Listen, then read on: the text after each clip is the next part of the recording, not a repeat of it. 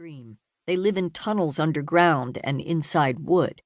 So Rudy Sheffron, one of the country's leading termite experts, sat in the passenger seat next to me, charting a course to the bugs. He wore bifocals over his sunglasses while he scoured the last survey of termites in the area, published in 1934, around the time of the building of the Hoover Dam. Funded by a sugar refiner, along with lumber, railway, and electric companies, the survey hired entomologists to figure out which bugs might try to eat the electrical poles, bridges, and railway trestles that industry was erecting across California, Nevada, Arizona, and Mexico.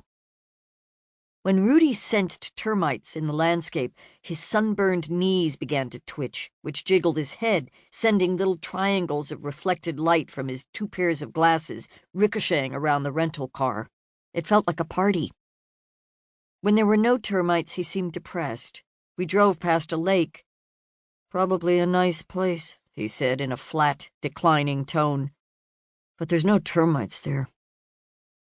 Rudy is a termite chauvinist. He talked world records. Oldest insect? Termite queens can live to be 25 years old, maybe more, no one knows. Fastest animal.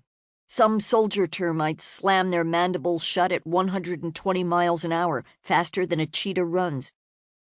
Biggest terrestrial structures. Mounds in Africa, Asia, and Australia can be up to 30 feet high. And about termites' reputation as pests? Only 28 out of 2,800 species are invasive pests, and Rudy believes that the first destructive drywood termites traveled from Peru on Spanish ships in the 1500s. Not their fault. The geneticists in the back of the car laughed politely. They were not here to appreciate termites. They were here to appropriate them. Termite guts are a molecular treasure chest. 90% of the organisms in them are found nowhere else on Earth. The purpose of this trip was to gather the termites and their microbial mush in the vials and jam them into the dry ice before the genetic information they held deteriorated. The geneticists didn't just want the microbes' DNA, they also wanted the molecules of RNA, which could tell them which parts of the genetic code were in use at the precise moment the termites took their tumble into the thermos. Perhaps by seeing exactly how termites break down wood, we'd be able to do it too. If this trip succeeded in capturing a few good molecular moments, humans might eventually be able to power our cars without worsening climate change, or make fuel without drilling in national parks or causing oil spills. This trip could change the world, or at least the lives of the scientists in the cars. We barreled down a long hill toward a scrub basin when Rudy's legs began to twitch. The reflections from his glasses whizzed around the interior of the car. I look out here and I just see billions of termites. Just before I got interested in termites, they lost the identity, the distinctive order Isoptera, that they'd had for the last 175 years. In 2007, a paper was published called Death of an Order.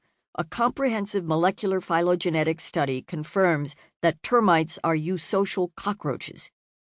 And just like that, termites became homeless and nameless, demoted to gregarious cockroaches, very distant cousins of the praying mantis.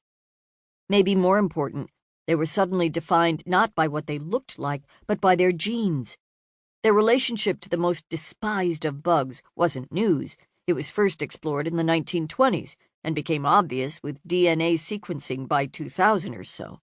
But it wasn't considered a fact until 2007.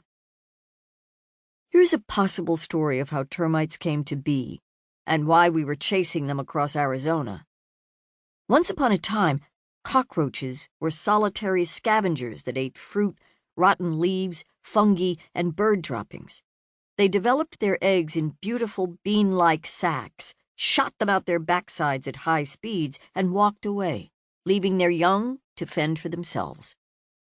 Sometime between 250 million and 155 million years ago, termites evolved from the chassis of these ancient roaches when some of them ate microbes that were able to digest wood.